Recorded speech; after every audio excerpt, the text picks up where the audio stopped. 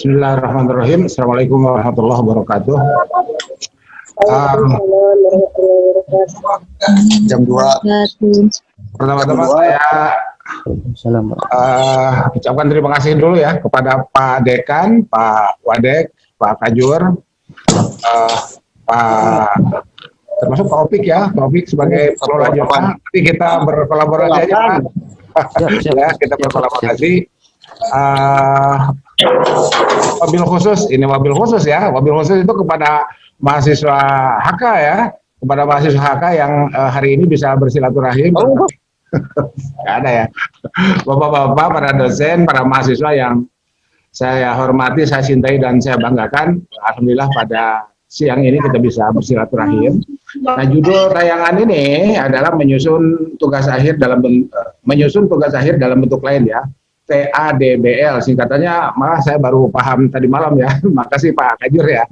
Oke, sebelum saya menampilkan tayangan ini secara langsung, saya mau loncat dulu ke dua slide terakhir ya. Dua slide terakhir saya mau loncat dulu.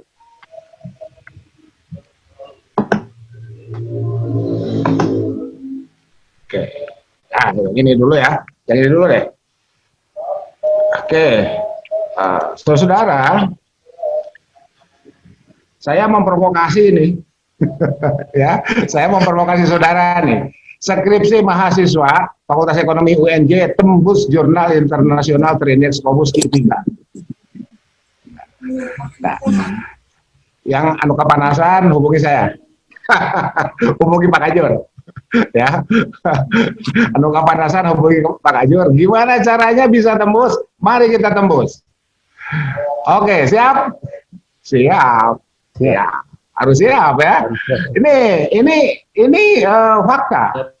Dan ini terjadi di 2018.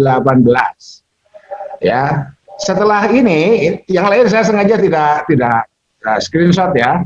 Kenapa? Karena setelah ini banyak orang yang kemudian banyak para mahasiswa lain di Indonesia yang kemudian berlomba-lomba untuk tembus Scopus. Jadi setelah 2018 tidak hanya UNJ tapi juga mahasiswa alumni ya fresh graduate dari perguruan tinggi lain yang tembus seperti itu ya. Jadi ya kita nggak usah berkecil hati, mari kita ikuti ya mansan nasunatan hasanatan kan bagus saja ya gitu, tidak ada salahnya kan kalau kita ikuti apa yang dilakukan oleh orang yang lebih dulu melangkah. Dan yang harus kita pahami bersama adalah bahwa ketika mereka bisa, kita pasti bisa. Itu tinggal kita mengikuti langkah-langkahnya. Ini yang pertama. Slide yang kedua, ini dulu deh. Nah ini ya. Saudara, kita silahkan mic di unmute semua dan kita kasih tepuk tangan untuk 6 orang ini. Silakan host untuk meng-unmute semua mic dan kita kasih tepuk tangan. Oke, kita kasih tepuk tangan. Cinta Uswatun Hasanah. Ada Maulana Ibrahim, Angga Ashari Ahmad Fadilah, Ud Komaruz Zamanun, Ibnu Jaman, Muhammad. Kita kasih tepuk tangan. Cinta. Hafal banget. Jadi yang tadi disampaikan pembukaan oleh Pak Dekan.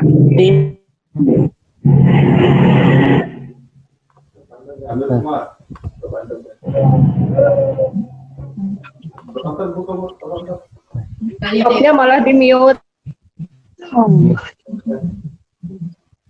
Topnya malah di mute. Bicaranya itu di mute. Prof, itu kena mute, Prof. Kena klik mute. Dari Prof Anton, Prof. Dari Prof Anton aja, Prof Anton itunya tuh suaranya.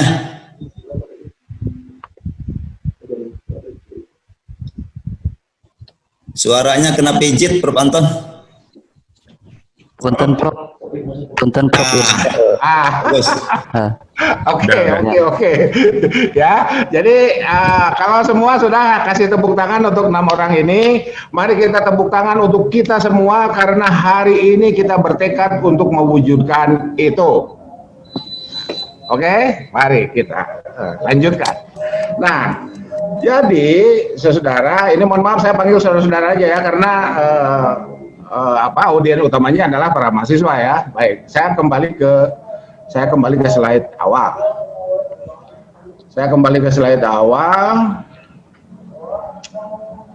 Baik. Mari kita lihat slide pertama.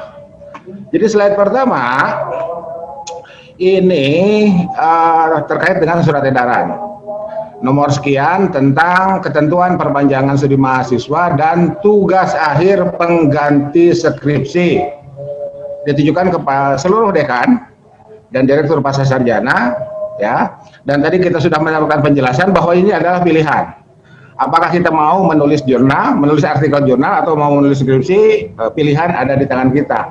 Tapi tadi kita lihat skripsi UNJ tembus Scopus gitu. Jadi bukan persoalan pilihan ini persoalan kompetisi. Fastabiqul khairat.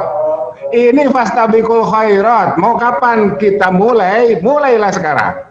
Gitu ya. Mau kapan kita mulai? Mulailah kita sekarang. Oke. Nah, ini ada lampirannya. Lampirannya seperti ini. Petunjuk teknis penulisan tugas akhir pengganti skripsi. Nah, ini ya. Pengganti skripsi. Jadi kalau tadi Pak Kajur mengatakan andai COVID masih berlalu, maka kemudian semester 5 terkena tawaran ini, andai COVID berakhir, kita tetap bertekad mau menulis artikel jurnal. Untuk apa? Untuk membuktikan kita bisa. Itu. Ya. Saudara boleh masuk ke webnya Universitas Airlangga. Itu ada JESTT ya, nama jurnalnya singkatannya JESTT, Jurnal Ekonomi Syariah Teori Terapan, terbit tiap bulan. Isinya adalah skripsi mahasiswa yang dijurnalkan dan sekarang terakreditasi Sinta 4. Nah, itu ya.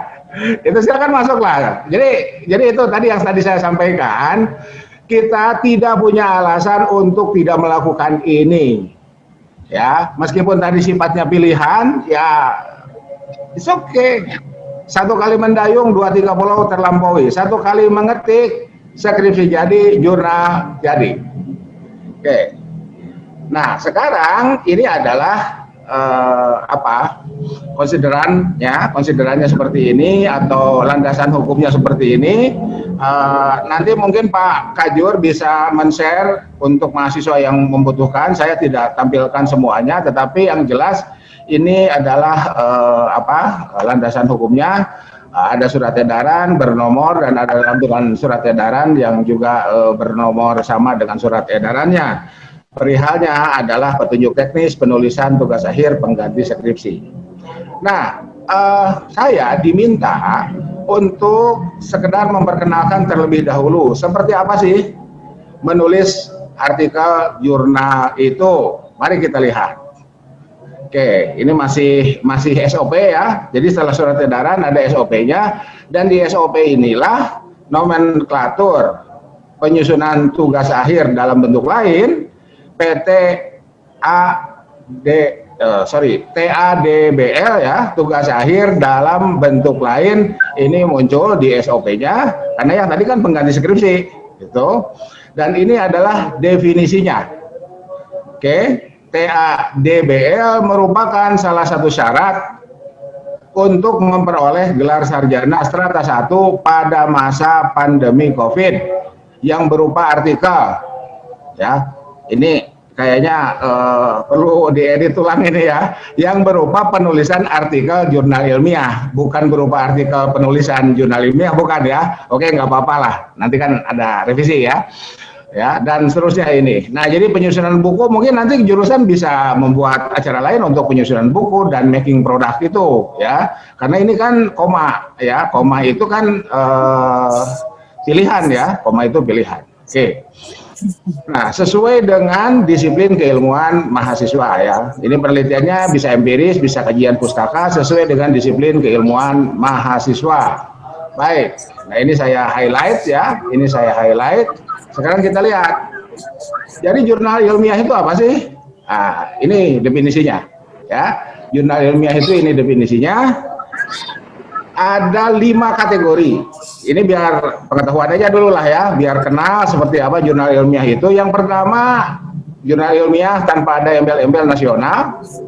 Yang kedua, jurnal ilmiah nasional. Yang ketiga, jurnal ilmiah nasional terakreditasi. Nah, sekarang eksplisit ya, akreditasinya Sinta. Mulai dari Sinta 6, kasta paling rendah, sampai dengan Sinta 1, itu untuk jurnal yang terbit di Indonesia dan terindeks Scopus. Otomatis keluar Sinta satunya, sekalipun tidak mengajukan akreditasi. Oke. Kemudian yang keempat, jurnal ilmiah internasional terindeks.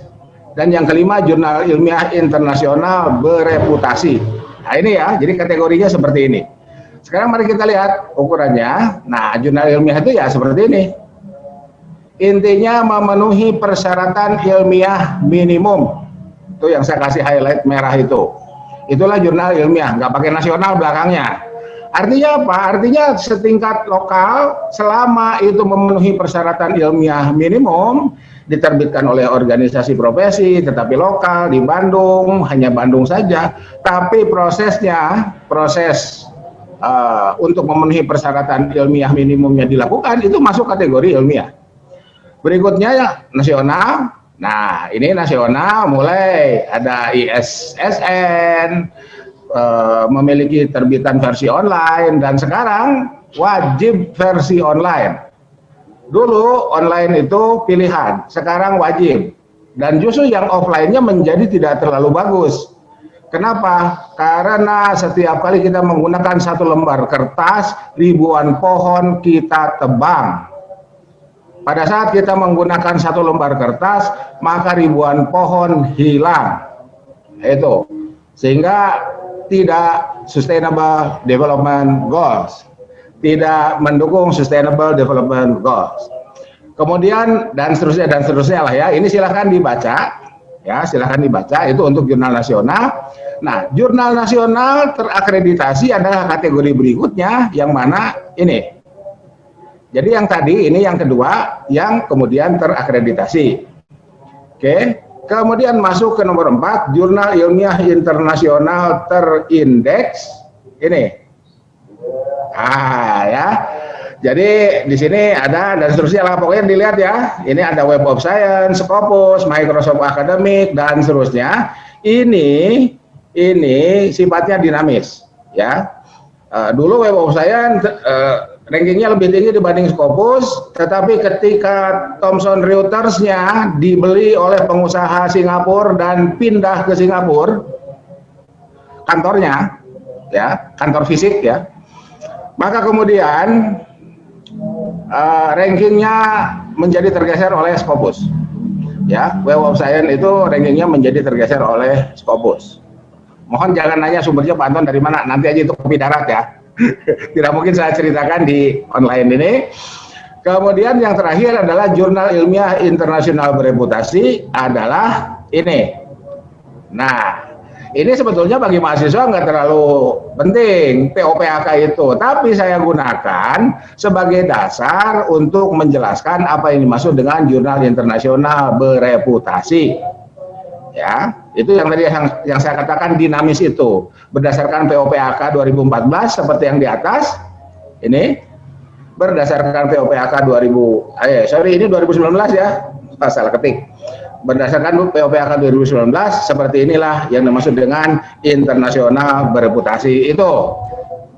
Nah, kembali ke definisi terkait dengan pilihan kita ya, maka di surat edaran ini adalah jurnal ilmiah, tidak menyebut jurnal ilmiah nasional, apalagi terakreditasi, apalagi internasional terindeks sampai bereputasi, tidak menyebut.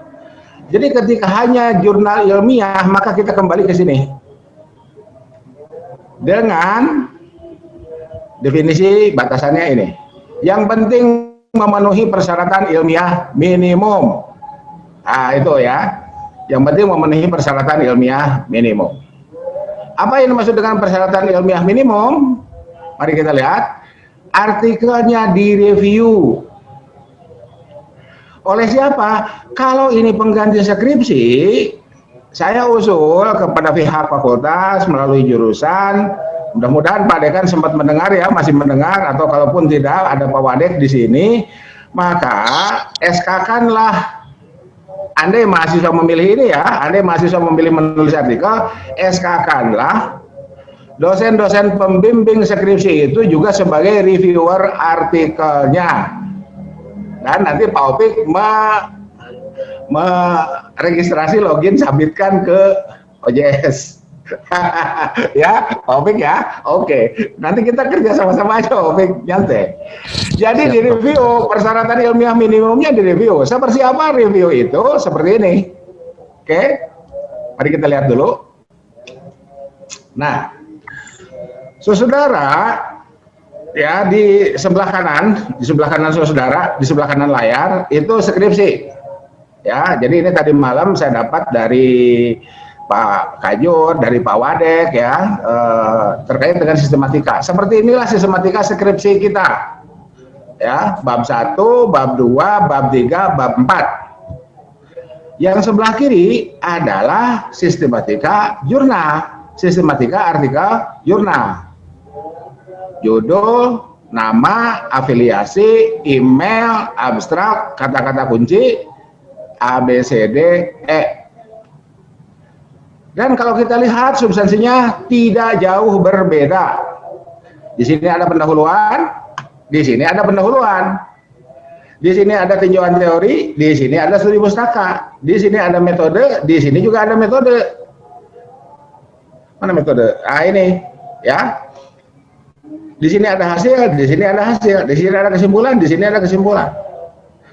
Substansinya tidak jauh berbeda. Bahkan kalau kita berkaca ke skripsinya UNJ dan Airlangga, ya skripsi itu bentuk tebal dari artikel jurnal. Kenapa bisa tebal? Karena 1,5 spasi. Skripsi saudara yang 60 halaman minimum itu kalau dibuat 1 spasi itu langsung menciut jadi 20 halaman. Paling tebal 25. Hilang setengahnya tuh halamannya. Karena apa? Dibuat 1 spasi. Apalagi kalau gaya selingkung jurnalnya menggunakan font 10. Skripsi kita kan 12 fontnya. Kalau menggunakan font 10 itu lebih tipis lagi. Ya, lebih tipis lagi. Jadi oke lah ya, nggak usah fobi dengan jurnal itu. Kalau kita bisa bikin skripsi, berarti kita bisa bikin artikel jurnal. Berikutnya, berikutnya kita lanjutkan. Sebentar. Nah, ini adalah proses reviewnya. Sebentar, ada tamu. Bu, Ibu.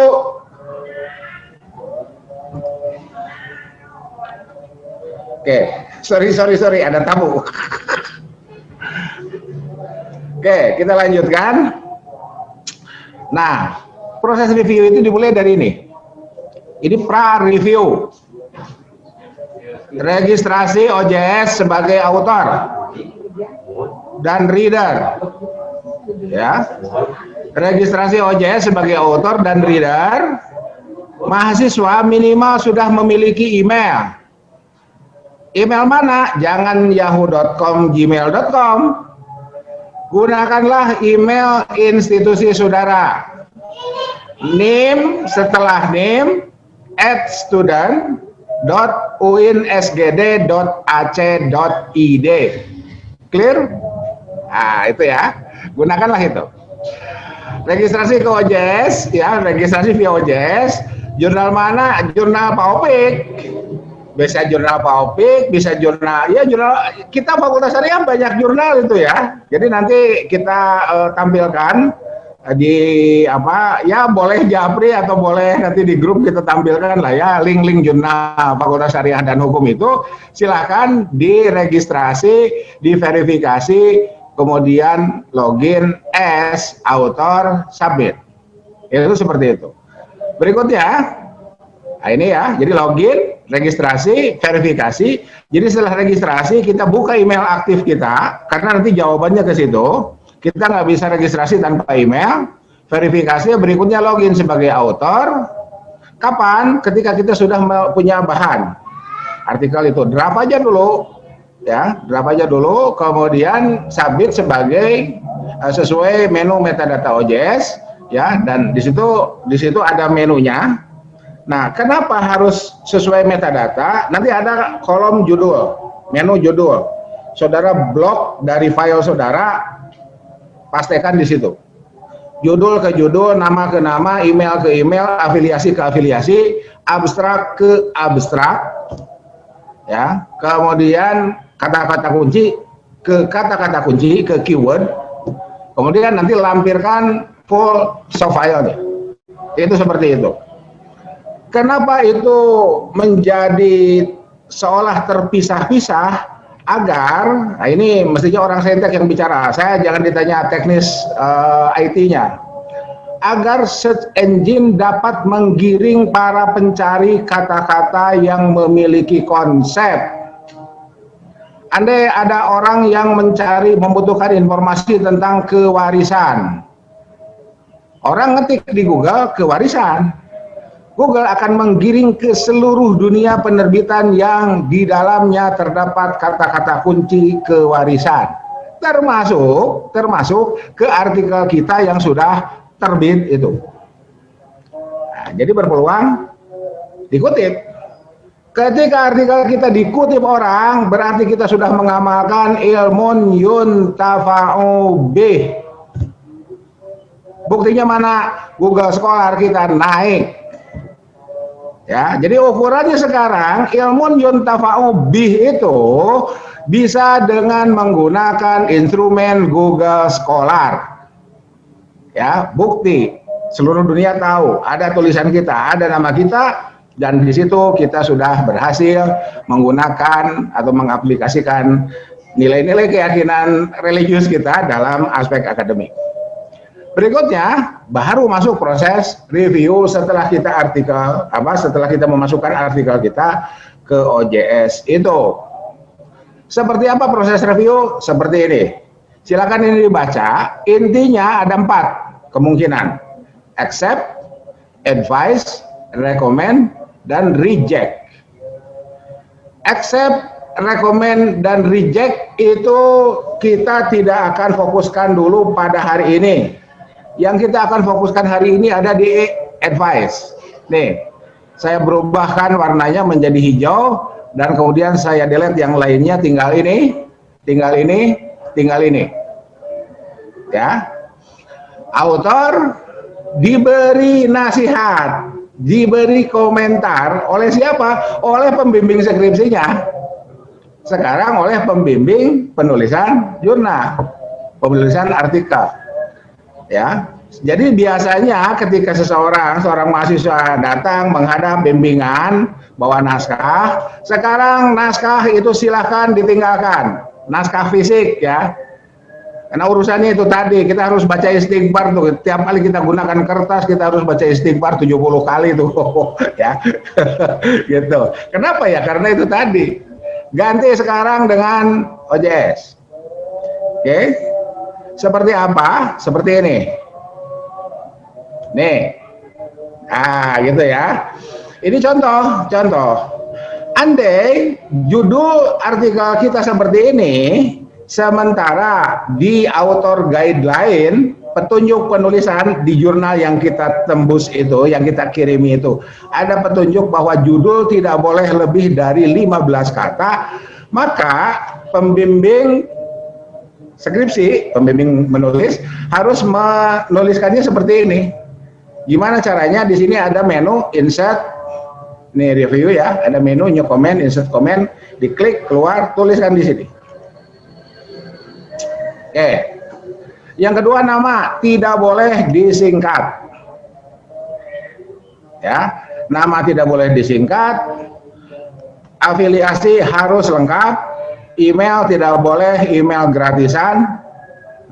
Pak, kan saya juga gratis. Bukan gratis, itu dibebankan ke SPP yang nim@student.winsgd.ac.id itu, ya. Ya, itu. Kemudian abstrak seperti ini.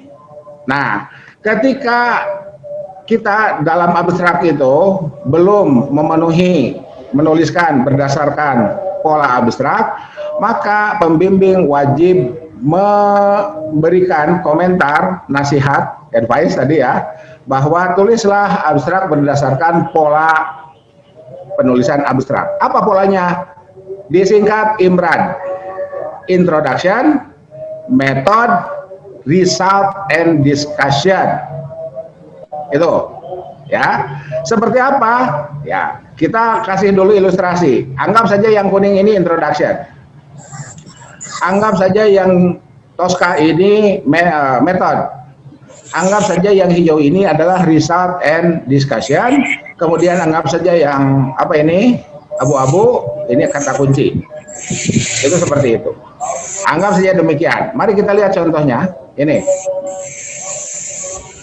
Ya, judul sudah tidak lebih dari 15 kata. Nama sudah tanpa singkatan. Afiliasi sudah jelas, email sudah berdasarkan afiliasi, dan inilah introduction. Jadi kalau judul saudara sistem kewarisan dalam Islam, maka kalimat pertama, frasa pertama dalam abstrak adalah artikel ini mendiskusikan sistem kewarisan dalam Islam. Artikel ini mendialogkan sistem kewarisan dalam Islam. Artikel ini meninjau ulang sistem kewarisan dalam Islam. Itu kalimat bakunya. Metodenya bisa menggunakan seperti ini. Dengan menggunakan studi pustaka, selesai, cukup tuh. Atau ditulis dengan menggunakan kalimat biasa. Artikel ini menggunakan studi pustaka sebagai metode yang dipilih. Itu bisa begitu. Ya. Kemudian result and discussion-nya ini yang Tosca. Artikel ini menemukan bahwa bla bla bla bla bla bla bla, selesai. Itu yang dimaksud dengan abstrak, nggak kemana-mana dan cukup ringkas. Jadi kalau tadi Pak Ade kan mengatakan bahwa dengan artikel jurnal lebih efisien, ya abstraknya cukup segini. Bahkan ada yang secara ketat tidak lebih dari 100 kata ada. Secara umum 300 kata, bahkan ada yang 500. Tetapi semakin efisien semakin baik. Kemudian kata-kata kuncinya seperti ini. Kata kunci biasanya jadi nanti tergantung format selingkung artikel jurnal itu. Nanti kalau punya Pak Opik format selingkungnya kata-kata kunci hanya 3, berarti kita hanya boleh pilih 3. Yang kita pilih adalah kosakata yang mengandung konsep sistem kewarisan dalam Islam.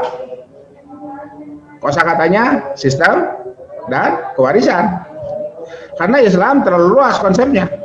Pengertian Islam terlalu luas. Ya.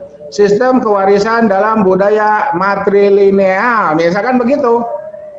Itu bisa matrilinealnya masuk tuh. Ya, itu seperti itu. Oke, jadi ini yang dimaksud dengan kata-kata kunci, ya. Jadi kosakata yang mengandung konsep dari frasa judul.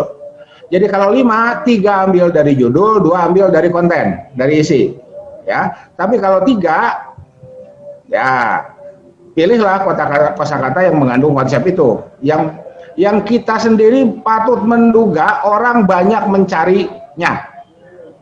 Oke, itu adalah abstrak. Lanjut. Oke, ini ada catatan dulu lah. Harus ada versi bahasa Inggrisnya untuk judul dan abstrak plus kata kunci. Judul, abstrak, dan kata kunci harus ada versi bahasa Inggrisnya untuk ditampilkan pada cover jurnal. Kenapa? Sebab sekali kita registrasi via OJS, kita mendaftarkan diri sebagai warga akademik dunia. Makanya tadi yang 6 orang tadi itu judul-judulnya berbahasa Inggris semua, artikelnya berbahasa Indonesia dan masih dalam proses review. Jadi yang tadi itu sudah muncul di OJS-nya, ya, nama jurnalnya The Juror.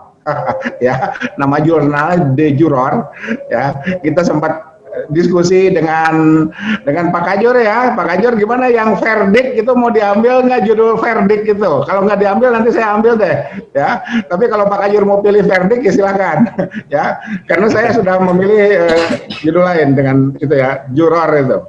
Oke, kita lanjutkan. Jadi seperti itu. Oke, nah sekarang kita lihat pendahuluan. Apa yang harus ada di pendahuluan? Ya, pendahuluan harus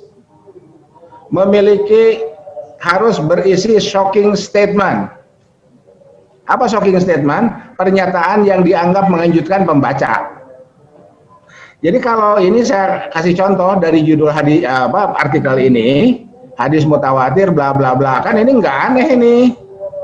Ya, semua orang juga tahu kan, gitu. Tapi tiba-tiba kita dapat ini.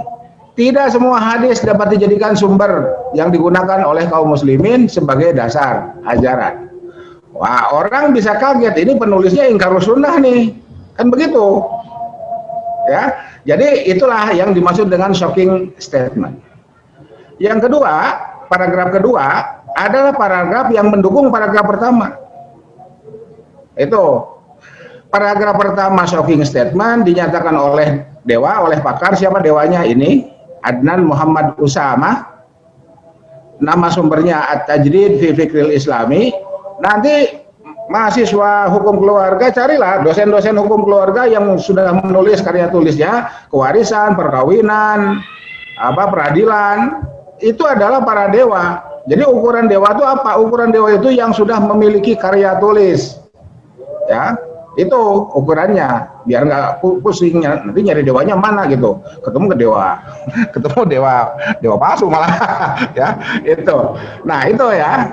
Jadi paragraf pertama di pendahuluan tuliskan shocking statement.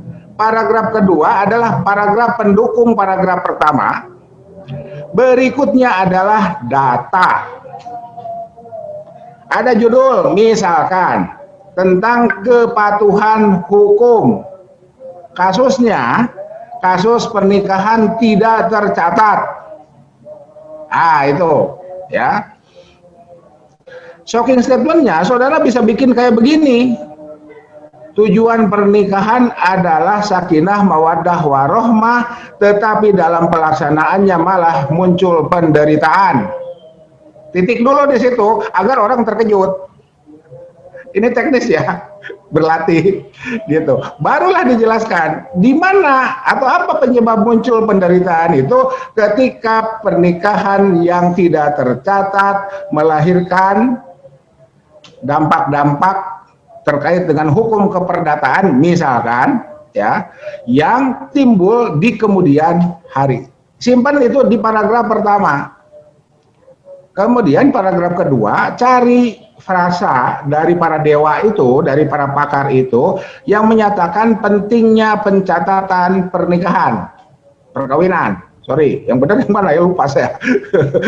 Ya, nah itu, jadi itu paragraf pertama shocking statement, paragraf kedua paragraf pendukung.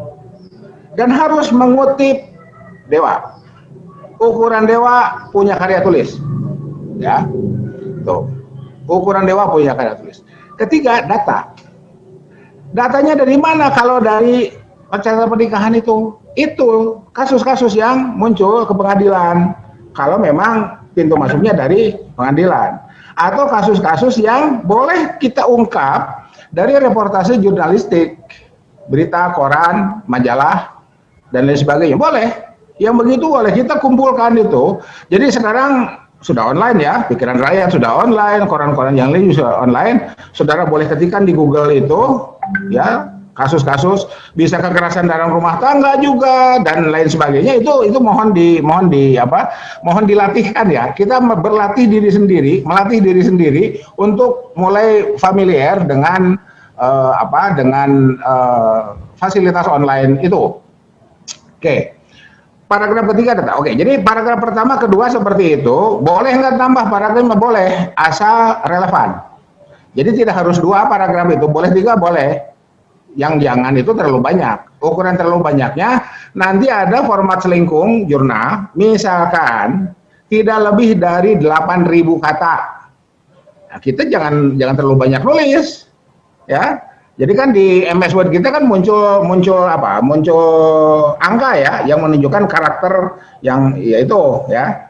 Ya saya yakin saudara udah paham lah ya terkait dengan jumlah kata dalam artikel kita ya. Karena MS Word yang ada itu kan sudah menyediakan fasilitasnya.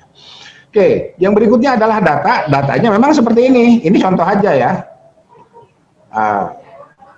Kalau kasusnya misalkan itu lihat publikasi atau datang ke kantor-kantor pengadilan agama, wawancara, ya kita dengan wawancara dapat data. Oke, jadi nanti teknik pengumpulan metodenya bisa wawancara, metodenya bisa dokumentasi, ya itu seperti itu. Kan setelah ini kan masuk ke metode. Oke, data, ini komentar bagi data, itu ya. Jadi ketika misalkan ini kalau contoh dari artikel saya ini ya, kan tentang hadis mutawatir. Masalahnya hadis mutawatir itu tidak disepakati.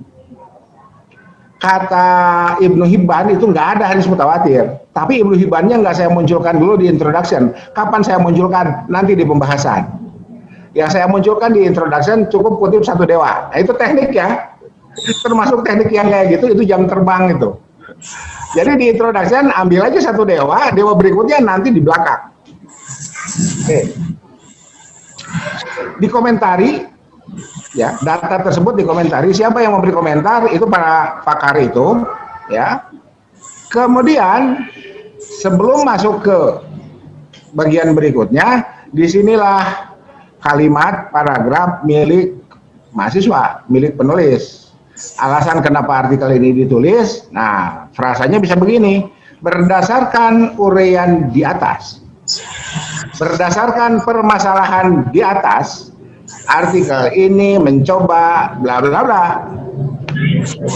Berdasarkan permasalahan di atas, ketika terjadi sengketa wakaf, ketika terjadi sengketa waris, ketika terjadi sengketa kekerasan dalam rumah tangga, dan seterusnya, artikel ini mencoba berdasarkan uraian di atas.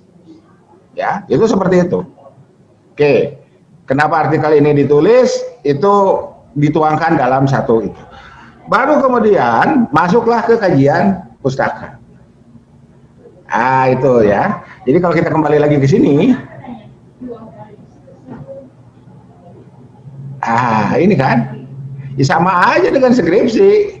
Kalau mahasiswa bisa bikin skripsi, berarti bikin artikel jurnal juga bisa, ya. Oke.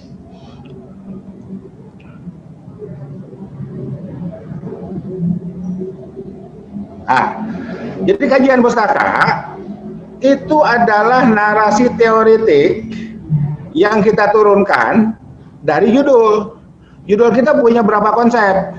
3 misalkan. Berarti tiga konsep itulah yang kemudian kita buat narasi teoretiknya. Narasi teoretiknya pertama dari para penulis buku Babon itu, dari para pakar itu. Yang kedua dari penelitian terdahulu. Itu ya, dari penelitian terdahulu. Ini silahkan dilihat lah bagian ini ya, dari penelitian terdahulu. Ya. Kalau judul kita mengandung 3 konsep atau kita pilih 3 konsep dari judul, tulislah narasi teoretiknya dari judul itu. Oke. Nah, masuk ke metode. Ya, metodenya seperti ini.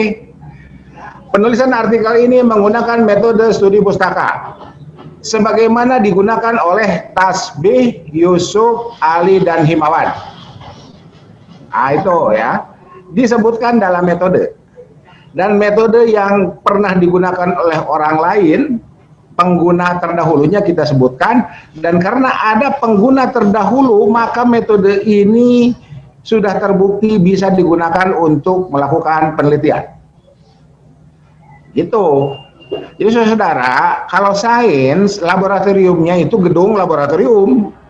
Nah, kalau ilmu sosial science ya, soft science ya, sains yang soft itu, kalau MIPA kan itu hard science itu, ya laboratoriumnya gedung itu, ya ada tabung-tabung reaksi, besi dipanaskan oleh api, sekian derajat, sekian menit diukur. Nah kalau soft science kayak kita ini, sosial humaniora, nah ini adalah laboratoriumnya, ya. Metode ini sudah digunakan oleh penelitian terdahulu dan penelitiannya publish. Oh berarti ini valid sebagai metode, ini sah sebagai metode. Clear? Nah gitu ya. Oke. Dalam ketiga penelitian tersebut, ini sumber, jenis, teknik, analisis diungkapkan. Nih, ya, sebelah sini ya. Nah, ini metode ini digunakan untuk memanfaatkan sumber daya kepustakaan dalam memperoleh data dan menelusuri sumber-sumber sebelumnya untuk menyusun kerangka teori dan mempertajam metodologi. Itulah alasan ini dasar pemilihan metode. Ada yang menyebutnya seperti ini dan ini ditulis oleh dewa. Siapa dewanya? Z. Mestika Z. Metode penelitian kepustakaan. Jakarta, Yayasan Pustaka Obor dan seterusnya. Gitu. Ya. Oke, metode selesai.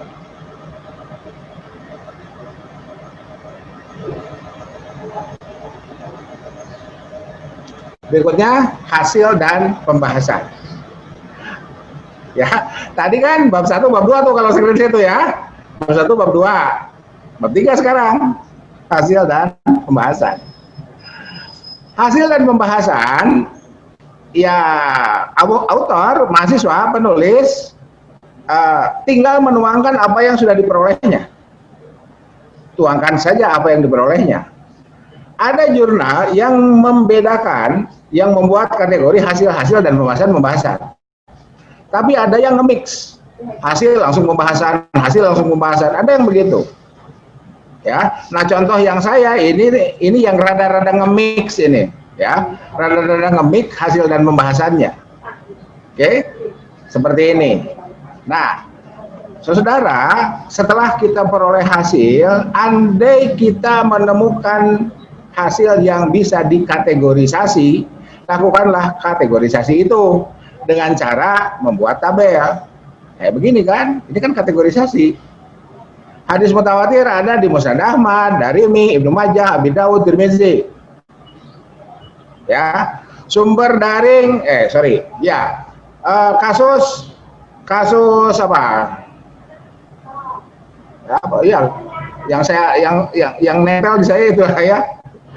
Sengketa rumah tangga ya, sengketa wakaf, sengketa dan seterusnya itu ketika kita bisa melakukan kategorisasi, ketika mentahan hasil yang kita peroleh itu belum terkategorisasi dari pikiran rakyat online seperti ini, dari kompas.com seperti ini dan seterusnya, lakukanlah kategorisasi. Ya, itu seperti itu. Memang saya mestinya diumpan dulu data ya. Nantilah ke Pak Burhan ya, umpan dulu data biar saya bisa memberikan contoh kategorisasi. Tapi ini Pak Kajur ya, ini saya kasih di mahasiswa yang mengambil mata kuliah hadis ahkam dan ulumul hadis nih. Ya, contoh ini saya kasih ke mereka ya. Jadi mungkin mereka udah sempat nonton tayangan ini ya, gitu. Oke, hasil dan pembahasan. Ini contoh hasil, ini contoh pembahasan. Nah ini contoh pembahasan tuh ini kayak gini nih, ya. Jadi ini yang saya kasih kuning nih, ya. Inilah jadi kita selaku peneliti mahasiswa nih, anggap saja saya mahasiswa ya, merekomposisi esai. Dari mana? Dari pendahuluan tadi. Jadi semua yang disebut dalam pendahuluan di pembahasan itu diungkap lagi plus tambahan dewa, plus tambahan pakar. Kayak gini nih, penyangkalan terhadap keberadaan hadis mutawatir ini kan saya sudah sampaikan di atas. Pernah terjadi penyangkalan terhadap keberadaan hadis mutawatir kecuali satu riwayat saja, yaitu bla bla bla ya, man kadzaba alayya muta'ammidan. Ini kan introduction. Sekarang kita ungkap lagi di pembahasan. Nih, penyangkalan terhadap keberadaan hadis mutawatir kecuali satu riwayat saja, yaitu hadis ini sebagaimana disebutkan oleh Ibnu Shalah, dikarenakan ukuran yang digunakan adalah hadis mutawatir lafzi. Di pendahuluan saya nggak ungkap ini, saya simpan untuk saya ungkapkan di pembahasan. Itu yang saya maksud dengan rekomposisi itu. Ya, memang ini jam terbang, perlu dilatih. Ya, oke. Sekarang di pendahuluan Ibnu Shalah muncul, di sini muncul. Bahkan boleh dikatakan tidak ada riwayat hadis mutawatir, sebagaimana dikemukakan oleh Ibnu Hibban. Jadi Ibnu Hibban itu mengatakan nggak ada hadis mutawatir itu, ya, yang lafzi itu. Ibnu Hibban itu nggak disebut di pendahuluan. Disebutnya di pembahasan sebagai bentuk dialog, ya, sebagai bentuk mengkomunikasikan hasil temuan dengan apa yang ada di dunia ini, ya, itu. Tambah lagi dan disepakati oleh Nuruddin Iter. Di pendahuluan nggak ada, saya nggak sebutkan Nuruddin Iter. Oke, nah ini tetap muqayyad jika standar pengukurannya adalah lafzi. Sebagaimana pembuktian Tasbih, Yusuf, dan Ali dan Himawan. Nah, disinilah kontinuitas. Jadi kita itu seolah-olah melanjutkan apa yang dilakukan oleh Tasbih, oleh Yusuf, Ali, dan Himawan. Nanti para mahasiswa, sebagaimana dibuktikan oleh si Fulan, angkatan kakak kelas kita tuh, ya, dalam artikel, dalam skripsi kita, ungkapkan itu. Gitu ya, itu. Dan mohon pengungkapan tahunnya harus time series 2010, 2015, 2019. Jangan ketukar-tukar nih, jangan sungsang, ya, jangan sungsang.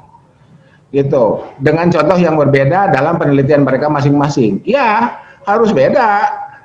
Ya, coba kalau sama duplikasi.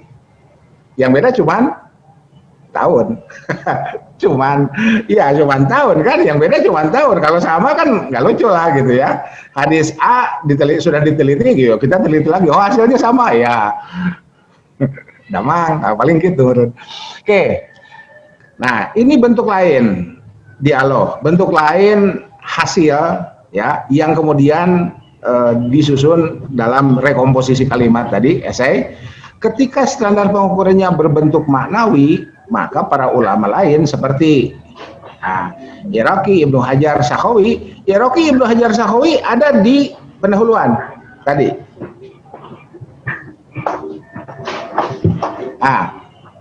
Iraqi Sakhawi Ibnu Hajar ada di pendahuluan. Kita ungkap lagi di sini sebagai bukti bahwa kita mendialogkannya plus ini Suyuti dan Qasimi.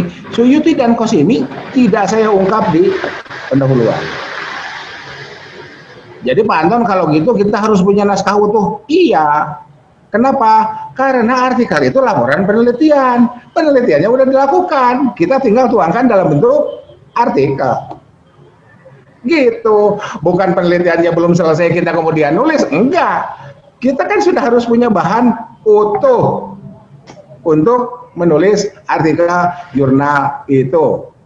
Sama skripsi juga kan begitu. Kita baru ngetik itu setelah kita dapat bahan utuh. Kesimpulannya sudah kita peroleh, cuma kita belum tuangkan dalam kalimat, dalam paragraf-paragraf itu. Kalau belum, nanti kan akhirnya dicocok-cocokkan. Oleh karena itu judul boleh berubah sesuai dengan temuan. Itu kan? Iya. Mohon ini dengan segala hormat Pak Dekan, Pak Wadek, kita harus membuat membuat keputusan terkait dengan proses bimbingan skripsi itu ya. So saya banyak menemukan kasus mahasiswa mengeluh ketika judul akhir itu ketika mau sidang tanda tangan itu berubah, dan berubahnya judul karena temuan, tiba-tiba oleh pengujinya ya ada sesuatu yang yang dikomunikasikan lah, itu seperti itu ya. Itu seperti itu. Saya harus hati-hati menggunakan kalimat. Ya, saya harus hati-hati menggunakan kalimat. Ya, intinya naon cing, pokoknya kudu sarua jeung SK. Jelas, saya bilang gimana itu? Kan ini persoalannya persoalan temuan di lapangan yang kita sendiri belum tahu kan seperti apa nanti dapatnya. Di SK merah, jangan-jangan di lapangannya merah muda atau merah tua. Baik, jadi ini adalah contoh bagaimana dialog itu, ya. Nah, berikutnya adalah kesimpulan. Nah, ini kesimpulan ini, ya.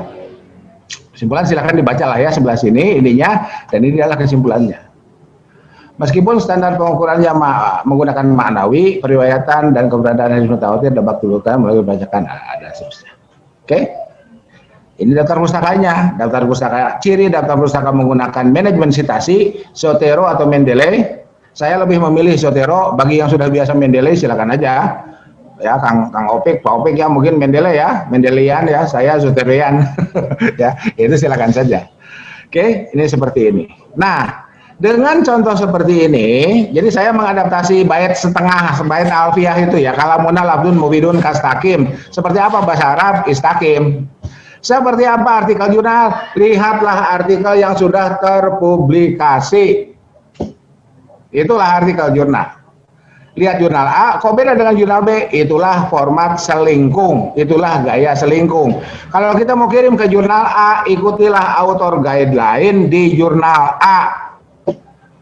Kita kirim ke jurnal B, ikutilah author guideline di jurnal B, dan seterusnya, dan seterusnya.